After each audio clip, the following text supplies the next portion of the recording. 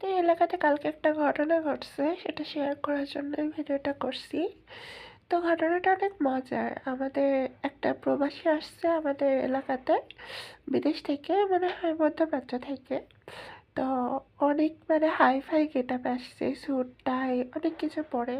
তো পরে আমার আব্বু, তারপর গাঁয়ের আর সব মাতব্বররা ছিল, যাদের আসলে প্রভাব বেশি, জমিদার জমি-জমা বেশি, তারা হলো ডাকছে ওই প্রবাসীরে।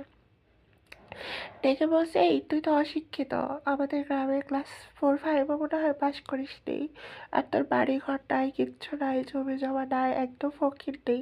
তুই বিদেশে গিয়ে হয়তো রেস্টুরেন্টে থালা বাসন মাজিস, রাস্তা পরিষ্কার করিস, প্রবাসীরা তো এসব ছোটোখাটো কাজকর্ম করে।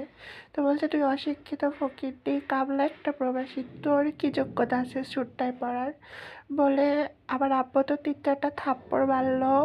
তারপর গলার টাই স্যুট টেনে খুলে ফেলে দিয়ে তারপর বাসায় পাঠিয়ে দিছে। তো ঘটনাটা আমার কাছে খুব একটা খারাপ মনে হয়নি, কারণ এসব পড়ার অধিকার তো সবার থাকে না। আর যারা বিদেশ যায় তারা ফকিরনি, অশিক্ষিত কামলা প্রবাসী হয়, তাদের তো আর এসব স্যুট টাই পরে ঘুরে বেড়ানোর কোনো অধিকার নাই।